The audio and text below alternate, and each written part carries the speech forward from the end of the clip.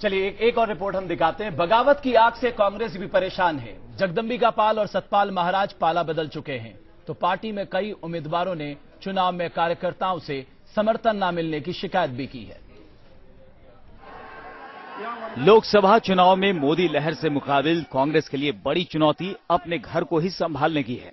दिल्ली की north west seat से फिर से लोकसभा में पहुंचने का सपना देख रही कृष्णा तीरथ को इस बात का मलाल है कि पार्टी के मौजूदा और पूर्व विधायक उनका साथ नहीं दे रहे। मैं और वो कांग्रेस के हाथ के निशान के साथ बंधे हुए हैं। अगर कोई इंडिसिप्लिन करेगा तो उसकी खबर लेना। हमारी जो हमारी कांग्रेस की जो हमारी ऑर्गेनाइजेशन है वो उस बात को जाने। दिल्ली में पहले ही मुश्किल चुनौती का सामना कर रही कांग्रेस को उम्मीद है कि नाराज कार्यकर्ताओं को जल्द ही मना लिया जाएगा। देखिए, हम अभी ये चुनाव शुरू हुआ है, छोटा मोटा मनमुटाव चला रहता है। अभी चुनाव शुरू हुआ है और प्रदेश कांग्रेस कमेटी कोऑर्डिनेटर का रूप रहेगी। कुछ लोग अगर नाराज भी हैं तो उनको मना के सबको पार्टी के काम में लगाया जाएगा। सत्ता में वापसी की कोशिशों में जुटी कांग्रेस में बागियों की संख्या बढ़ती ही जा रही है। डुमरियागंज से सांसद जगदंबिका पाल पहले ही पाला बदलकर मोदी लहर पर सवार हो चुके हैं। उत्तराखंड में कांग्रेस के बड़े नेताओं में शामिल रहे सतपाल महाराज ने हवा का रुख भांपते हुए कांग्रेसी झंडा छोड़कर नमो मंत्र का जाप शुरू कर दिया है।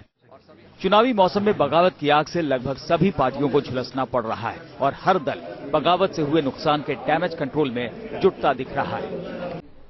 संबित जी, आप जवाब देना चाह रहे थे। देखिए, मैंने सबको सुना और नदीम जी एक बहुत ही संस्कारी व्यक्ति है, बहुत सोच समझकर बोलते हैं, तो मैं बहुत संक्षेप में उत्तर देना चाहूंगा।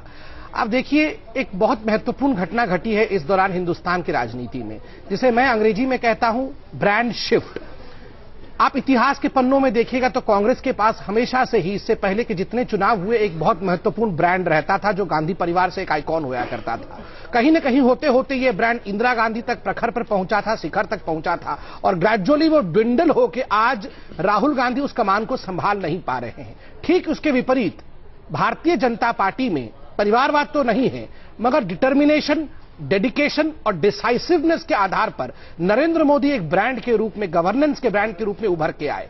और आज यही परेशानी कांग्रेस को सता रही है कि इनके पास इतना पावरफुल ब्रांड कैसे है जो हमारे पास नहीं है। और ध्यान रहे, चुनाव चाहे अमेरिका में हो या चुनाव हिंदुस्तान में हो, ब्रांड के आधार पर लड़ा जाता है। संबित जी, मैं बस एक सवाल पूछूंगा, क्या ब्रांड का मतलब यह होता है कि अपने पार्टी के तमाम वरिष्ठ नेता को आप बर्फ में लगा दें, चाहे वो जसवंत सिंह हो जिन्होंने वो खुली बगावत की है? आज जब वो लोगों से बात कर रहे थे तो पीछे लालकृष्ण आडवाणी और अटल बिहारी वाजपेयी की फोटो थी, लेकिन वहां पर मोदी जी की फोटो नहीं थी।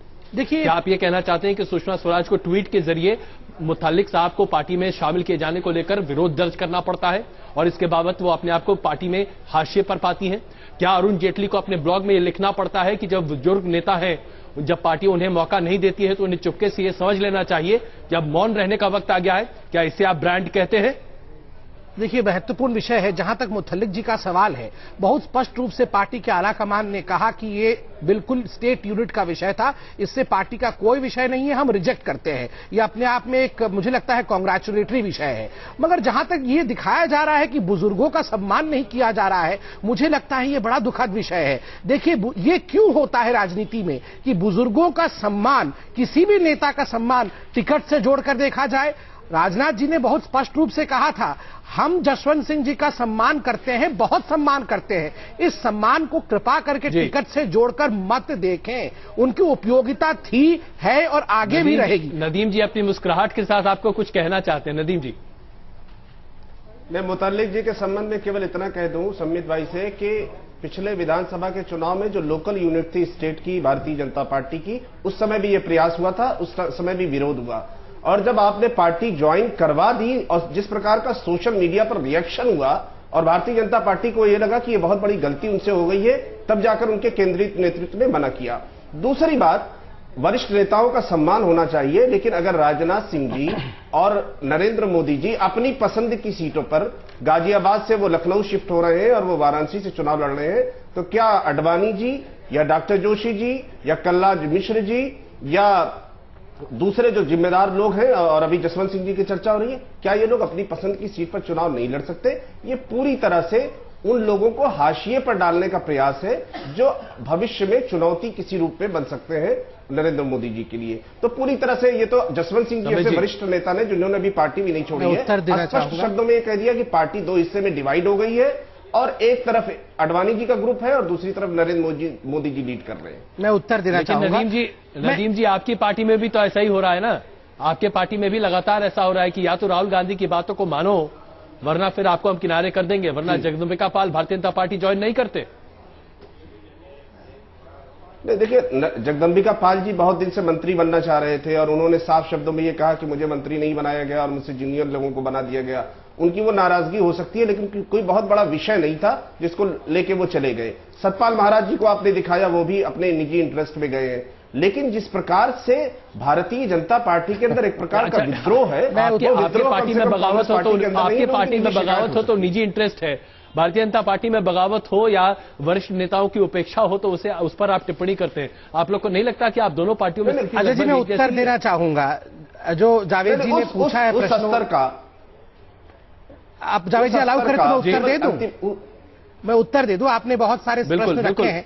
सबसे पहला विषय जावेद जी ने मुतल्लिक साहब का रखा कि मुतल्लिक जी को लिया गया और सोशल मीडिया में बैशिंग के कारण कहीं ना कहीं इसको रिवर्ट किया गया।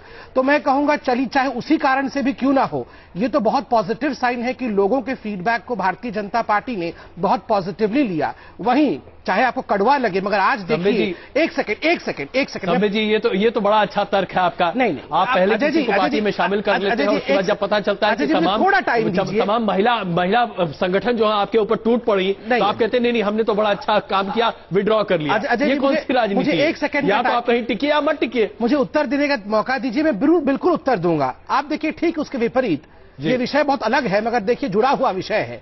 आज विसरल रिपोर्ट आया है सुरिंदा थरूर का और कहीं ना कहीं हत्या का कांड भी मालूम पड़ रहा है। उसके बावजूद भी देखिए, उनके पति, हम बहुत आदर करते हैं उनका, मगर वो भी जाके चुनाव लड़ रहे हैं। कांग्रेस अभी तक उनका कैंडिडेचर विथड्रॉ नहीं कर रही है। वहां दोनों के विषयों को आप देखिए, ये बहुत संगीन मामला है, उत्तर देना बनता है, कांग्रेस फिर भी कुछ नहीं कर रही है। दूसरा बुजुर्गों को लेकर है। आप देखिए, बुजुर्गों का सम्मान कैसा होना चाहिए, इसका कोई मापदंड भारतीय जनता पार्टी में है तो वो आपके सामने है, मगर कांग्रेस में बुजुर्गों का सम्मान कैसा होता है, वो नरसिम्हा राव के अस्थि कलश को कांग्रेस के प्रांगण में नहीं घुसने देना, सीताराम केसरी जी को 4 लोगों ने किस प्रकार बाहर फेंका था वो, और सबसे बड़ा विषय बुजुर्गों का सम्मान कैसा होता है, वो हम 6 दिनों तक देखते रहे किस तरीके से आडवाणी जी के टिकट को लेकर वहां पर स्थिति बनती रही। नहीं, और पीसी चाको, मैं एक बहुत महत्वपूर्ण विषय याद दिला दूं अपने तमाम शोज में। अजय जी, 16 तारीख के बाद एक डिबेट होगा, मैं अभी से टॉपिक दे दूं आपको। पीसी चाको साहब 4 दिन पहले बोल गए हैं कि देखिए, हो सकता है कि we will take a hit in 2014, शायद हम ड्रॉप कर जाएं, और उसका कारण मनमोहन सिंह है, क्योंकि वो मीडिया के सामने अपनी पार्टी के अभी बगावतों तेवर की बात हो रही है। तो ये देखिए, बुजुर्गों का सम्मान, मनमोहन सिंह यहाँ पर दिखा दे जेडीयू से संबंधित। नहीं, देखिए, एक तरफ कांग्रेस और बीजेपी में बगावत है तो जेडीयू नेता साबिर अली भी कहीं ना कहीं नाराज है। बाहर करा क्या साबिर अली को फूट पड़े जेडीयू के बड़े नेताओं पर? जिसके पास अच्छी नीति होगी, सरकार उसी की बनेगी। नीति है मोदी के पास, कैसी लगती है नीतियां? अभी करीब से देखा नहीं है, दूर से तो अच्छा लगता है। नीतीश कुमार के सबसे बड़े सियासी दुश्मन की तारीफ साबिर अली को भारी पड़ गई। सोमवार की सुबह मोदी की नीति की तारीफ करने वाले साबिर अली को शाम होते ही पार्टी से बाहर का रास्ता दिखा दिया गया। पार्टी के किसी कार्यकर्ता द्वारा श्री नरेंद्र मोदी का गुणगान करना न सिर्फ पार्टी विरोधी कार्य है, बल्कि अमानवीय कार्य है। इसलिए उनको उम्मीदवारी समाप्त की जाती है और 6 साल के लिए नहीं, उम्र भर के लिए पार्टी से निकाला जाता है। मोदी की तारीफ में कसीदे पढ़ने वाले साबिर अली को इस तारीफ का अंजाम तो पता ही रहा होगा, लेकिन कार्रवाई इतनी जल्दी होगी, इसका अंदाजा उन्होंने शायद ही लगाया होगा। आपको मैं बता दूं, और जो आदमी बयान दे रहा है कि पार्टी से निकाल दिया गया, मौना बाबा के सर पर दिल्ली के सत्ता के गलियारों में दलाली करने वाले जो 3 वोट नहीं दिला सकता बिहार में, ऐसे लोग की औकात है कि साबिर अली को पार्टी से निकाल दे। मोदी के नए मुरीद बने साबिर अली इन दोनों अपनी पार्टी से कुछ नाराज चल रहे थे। जेडीयू ने साबिर को शिवहर लोकसभा सीट से उम्मीदवार बनाया था, जबकि वो पश्चिमी चंपारण से टिकट की मांग कर रहे थे, जहां से फिल्म निर्माता प्रकाश झा को नीतीश ने पार्टी का उम्मीदवार बनाया है। साबिर अली को पार्टी से बाहर करने के बाद शिवहर से फैजल रहमान को जेडीयू ने टिकट थमाया है। चुनावी मौसम में देश की राजनीति गिरगिट की तरफ बदल रही है। कभी पानी पी पीकर साबिर अली नरेंद्र मोदी को कोसा करते थे, लेकिन आज उन्हीं की नीतियां उन्हें अच्छी लगने लगी हैं। लिहाजा जेडीयू ने उन्हें बाहर का रास्ता दिखा दिया। ऐसे में अब देखना है कि साबिर अली किस पार्टी का दामन थामते हैं। वीडियो जर्नलिस्ट चंदन सिंह के साथ मोहित राज दुबे, न्यूज नेशन, दिल्ली। संबित जी, इनकी जगह है आपकी पार्टी में? देखिए, यह विषय मेरे निर्णय का नहीं है। प्रवक्ता कभी ये सब निर्णय नहीं लेते हैं। पार्टी का आलाकमान जो निर्णय लेती है वो सिरोधार्य होता है। मगर जेडीयू जिस प्रकार और जिस कदम से चल रही है, 2-4 दिनों के पश्चात जेडीयू का अर्थ होगा जाओ ढूंढो उसे। जेडीयू दिखेगा नहीं कहीं और। लेकिन आपके साथ तो बड़ा लंबा समय काटा है इन्होंने। सच्चाई का साथ जब छोड़ा जाता है ना, तो यही हश्र होता है। इन्होंने सत्य का साथ छोड़ दिया, अब हमारे सामने है, दुख का विषय है। तो यानी ये आपकी पार्टी लायक नहीं है, ये आप कहना चाह रहे हैं। उन्होंने मोदी की तारीफ की है उन्होंने, इसीलिए उन्हें पार्टी से बाहर निकाला है। देखिए, मैंने कहा ये मेरे सीमा रेखा से बाहर का विषय है। कौन पार्टी में आएगा और कौन पार्टी में नहीं आएगा, ये पार्टी का आलाकमान तय करता है।